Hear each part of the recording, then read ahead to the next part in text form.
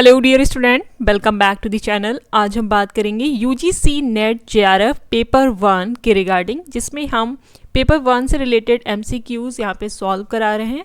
आप अगर दिसंबर 2025 के लिए UGC net paper 1 paper 2 political science subject से प्रिपेयर कर रहे हैं तो ये लेक्चर वीडियो आपके लिए काफ़ी ज़्यादा इंपॉर्टेंट है।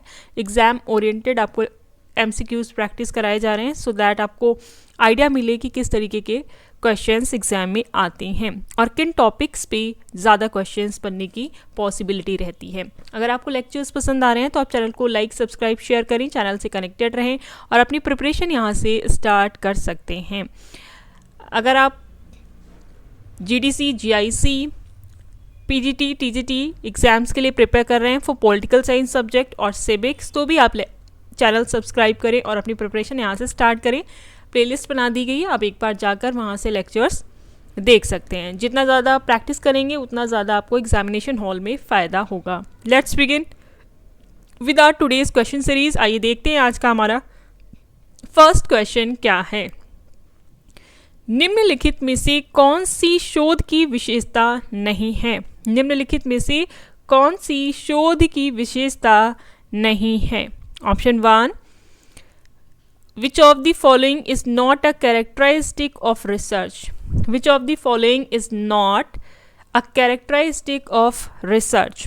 हमारे ऑप्शंस हैं ऑप्शन 1 व्यवस्थित, ऑप्शन 2 तार्किक, ऑप्शन 3 अव्यवस्थित, ऑप्शन 4 अनुभवजन्य। Option 1 systematic, option 2 logical, option 3 unorganised, option 4 empirical.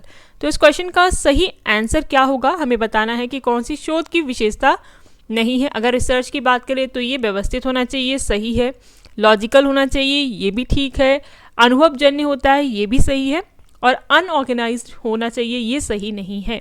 Option 3 is the right answer of given question. जो क्वेश्चन की डिमांड है उसके अकॉर्डिंग आपका ऑप्शन 3 सही है कि जो रिसर्च है वो अनऑर्गेनाइज्ड नहीं होनी चाहिए। Option 3 is the right answer.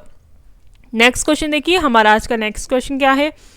प्रभावी संचार का सबसे आवश्यक गुण क्या है? प्रभावी संचार का सबसे आवश्यक गुण क्या है? The most essential quality of effective communication is option 1 लंबी और विस्तृत व्याख्या, ऑप्शन 2 कठिन शब्दों का प्रयोग, ऑप्शन 3 अभिव्यक्ति की स्पष्टता, ऑप्शन 4 ऊंची आवाज। Option 1 long and detailed explanation, option 2 use of difficult words, option 3 clarity of expression, option 4 high pitched voice। तो इसमें क्या सही है, क्या आवश्यक गुण है? मतलब जब आप इफेक्टिव कम्युनिकेट कर रहे हो, आप प्रभावी संचार कर रहे हो, तो उसके लिए सबसे ज़्यादा ज़रूरी क्या है? ऑप्शन 1 लंबी और विस्तृत व्याख्या, तो ये सही नहीं है। ऑप्शन 2 कठिन शब्दों का प्रयोग, ये भी सही नहीं है। बहुत ज़्यादा डिफ़िकल्ट टर्म्स का यूज़ आपको नहीं करना होता है। अभिव्यक्ति की स्पष्टता यानी क्लैरिटी ऑफ एक्सप्रेशन, ये इंपॉर्टेंट है। क्लैरिटी ऑफ एक्सप्रेशन ये काफ़ी इंपॉर्टेंट है जब आप इफेक्टिव कम्युनिकेशन की बात कर रहे हों। Option 3 is the right answer. Next question देखिए, आज का हमारा नेक्स्ट क्वेश्चन क्या है। निम्नलिखित में से कौन सा वेब ब्राउज़र नहीं है? निम्नलिखित में से कौन सा वेब ब्राउज़र नहीं है?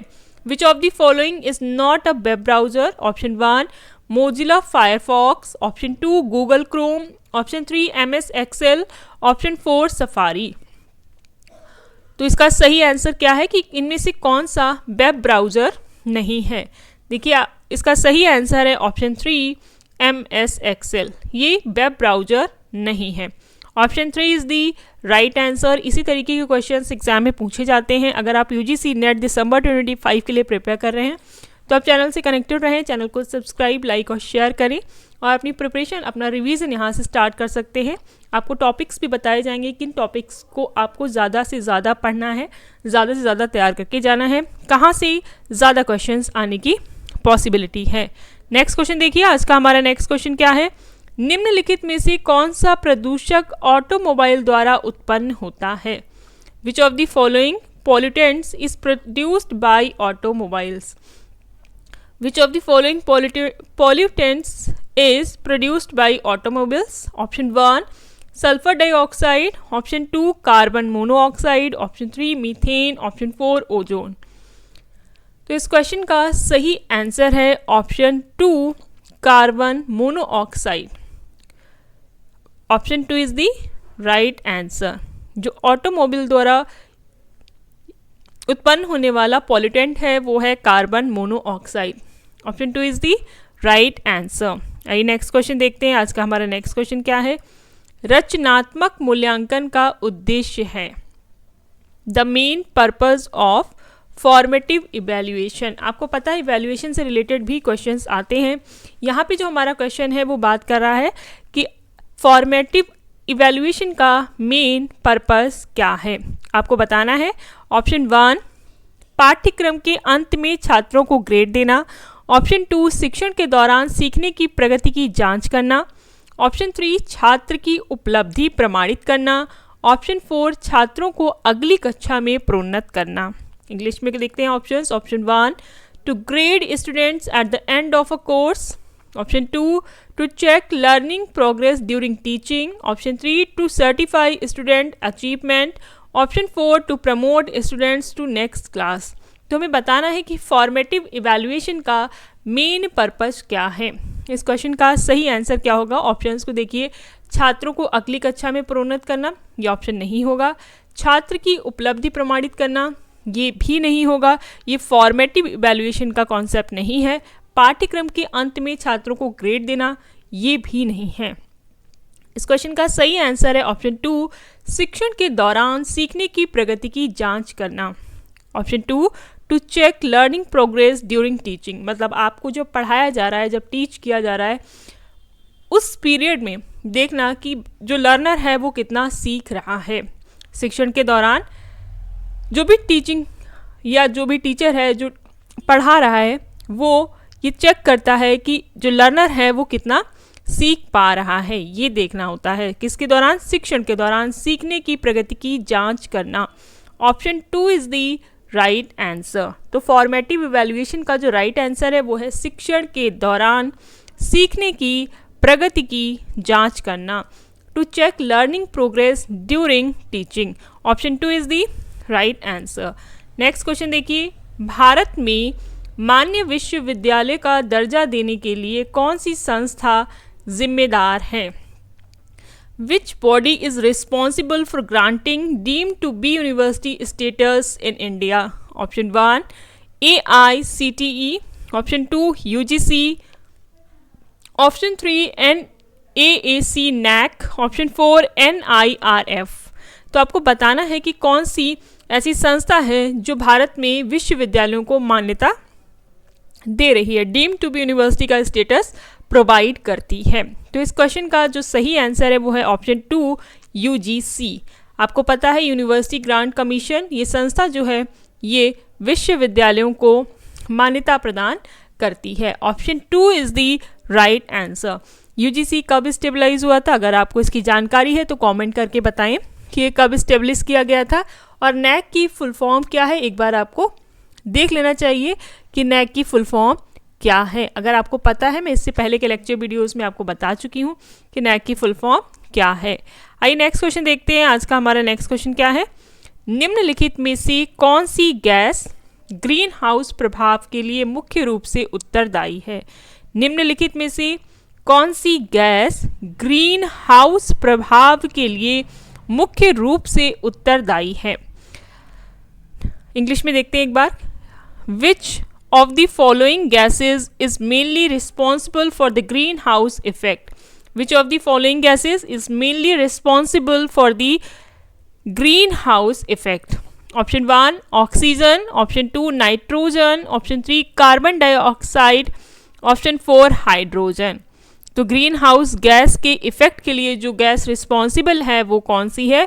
Option 3 carbon dioxide. Option 3 is the right answer. Carbon dioxide, option 3 is the right answer. CO2 की ये बात कर रहे हैं। Carbon dioxide green house effect के लिए काफ़ी रिस्पॉन्सिबल है। Option 3 is the right answer. Next question देखिए। हमारा नेक्स्ट क्वेश्चन क्या है? कक्षा में प्रभावी संचार में सबसे बड़ी बाधा है। आपको बताना है कि कक्षा में यानी क्लास में इफेक्टिव कम्युनिकेशन में सबसे बड़ी बाधा क्या है? In classroom communication the greatest barrier to effective communication is. Option 1 वातावरण में शोर, ऑप्शन 2 बैठने की खराब व्यवस्था, ऑप्शन 3 शिक्षक या छात्र का पूर्वाग्रह और पक्षपात, ऑप्शन 4 शारीरिक दूरी।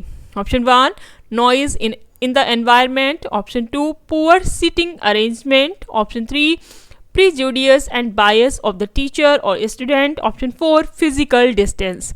तो इसमें से जो प्रभावी संचार में सबसे बड़ा बैरियर है वो कौन सा है, ये हमको बताना है। देखिए वातावरण में शोर ये भी प्रभावी संचार में सबसे बड़ी बाधा नहीं है, बैठने की व्यवस्था भी नहीं है।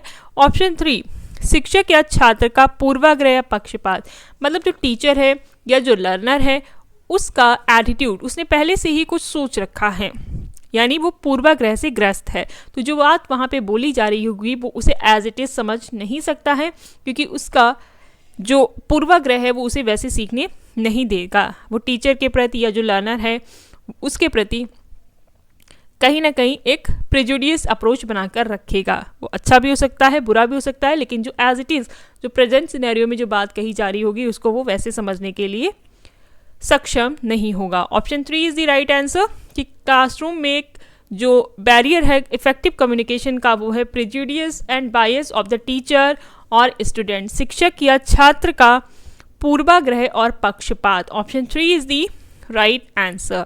नेक्स्ट क्वेश्चन देखिए, निम्नलिखित में से कौन सी शिक्षक केंद्रित विधि है? निम्नलिखित में से कौन सी शिक्षक केंद्रित विधि है? Which of the following is a teacher centred method? हमें बताना है जितने भी मैथड्स दिए गए हैं इनमें कौन सा ऐसा मैथड है जो टीचर सेंटर्ड मैथड है, मतलब उसमें टीचर का रोल जो है वो ज़्यादा होता है। ऑप्शन 1 समूह चर्चा, ऑप्शन 2 परियोजना विधि, ऑप्शन 3 व्याख्यान, ऑप्शन 4 अन्वेषणात्मक दृष्टिकोण, option 1 group discussion, option 2 project method, option 3 lecture, option 4 discovery approach. तो इस क्वेश्चन का सही आंसर होगा ऑप्शन 3 व्याख्यान, ऑप्शन 3 लेक्चर मेथड। जो टीचर है अगर वहाँ पे टीचर सेंटर्ड अप्रोच अपनाया जा रहा है तो ये ग्रुप चर्चा में नहीं हो सकता क्योंकि ज़्यादा लोग पार्टिसिपेट करेंगे, प्रोजेक्ट मेथड में भी नहीं हो सकता है, और आपका डिस्कवरी अप्रोच भी नहीं। लेक्चर मेथड आप देखते होंगे जो आपकी यूनिवर्सिटीज़ वगैरह में यूज़ किया जा रहा है वो टीचर सेंटर्ड अप्रोच है। Option 3 is the right answer. इसका सही आंसर है लेक्चर मेथड, ऑप्शन 3। आइए नेक्स्ट क्वेश्चन देखते हैं। हमारा नेक्स्ट क्वेश्चन क्या है? तत्काल अनुप्रयोग की अनुशंसा अनुसंधान धारा है। तत्काल अनुप्रयोग की अनुसंधान धारा है। इंग्लिश में देखिए, the research stream of immediate application is. The research stream of immediate application is. हमें बताना है जो ऑप्शंस दिए गए हैं इसमें इमीडिएट एक्शन किस में लिया जाता है। ऑप्शन 1 आधारभूत अनुसंधान, ऑप्शन 2 क्रियात्मक अनुसंधान, ऑप्शन 3 अनुप्रयुक्त अनुसंधान, ऑप्शन 4 कोई नहीं। Option 1 basic research, option 2 action research, option 3 applied research, option 4 none of these. तो हमें इन जो भी ऑप्शंस दिए गए हैं इनमें से देखना है कि इमीडिएट एप्लीकेशन किस स्ट्रीम में होता है, रिसर्च की कौन सी स्ट्रीम में होता है। तो इसका सही आंसर होगा आपका एक्शन रिसर्च। एक्शन नाम से ही आ रहा है, action research. Option 2 is the right answer. Immediate action लिया जाता है एक्शन रिसर्च में, तो ये रिसर्च अनुसंधान धारा है जिसमें इमीडिएट एक्शन लिया जाता है। नेक्स्ट क्वेश्चन देखिए, निम्नलिखित में से विश्वविद्यालय अनुदान आयोग के प्रथम अध्यक्ष कौन थे? जब यूजीसी बना था उस समय यूजीसी के फर्स्ट चेयरमैन कौन थे? Who among the following was the first chairman of University Grant Commission? Option 1 doctor DS Kothari, option 2 Maulana Abul Kalam Azad, option 3 doctor Zakir Hussain, option 4 doctor Shanti Swarup Bhatnagar. Option 1 आपको बताना है who was the first chairman of UGC, university grant commission का first chairman कौन था? तो जो options दिए उसमें सही आंसर है option 4 doctor Shanti Swarup Bhatnagar. Option 4 is the right answer. अभी प्रेजेंट में यूजीसी के चेयरमैन कौन है ये आपको पता होना चाहिए, मैंने इससे पहले के लेक्चर वीडियो में ये बता रखा है, आप जाकर उसे देखें। And all the very best for your upcoming exams. Thanks for watching. अगर आपको लेक्चर्स पसंद आ रहे हैं तो आप चैनल को लाइक, सब्सक्राइब, शेयर करें और अपनी प्रिपरेशन यहाँ से स्ट्रॉन्ग करें. All the very best for your upcoming exams and thank you very much once again for watching till end.